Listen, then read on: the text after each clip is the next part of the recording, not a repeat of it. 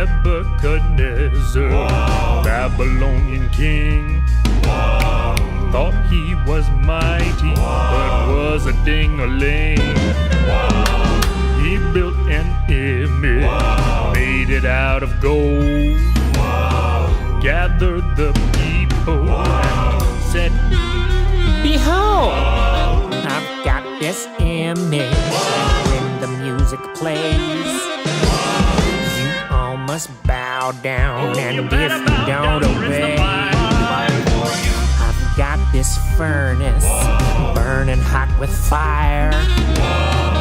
I'll throw you in there, you will expire." The people in the land did just as they were told. The music started playing, they bowed before the gold. They feared the brutal king, what he promised he would do. Everybody, they obeyed him, everybody but a few. What will you do when you're put to the test?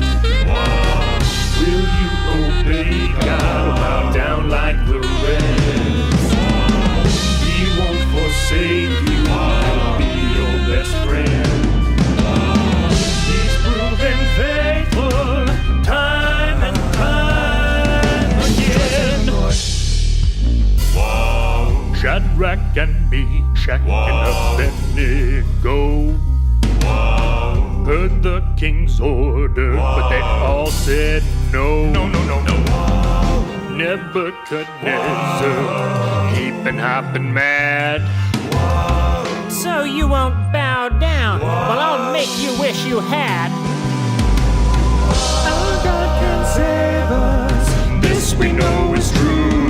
I'll work you all up, And if he doesn't, we still won't listen to you. They heated up the fire, 7 times as hot. The soldiers threw them in, were burned right there on the spot. The king looked in the fire, looked and was amazed. There were 4 instead of 3 standing in the fiery blaze.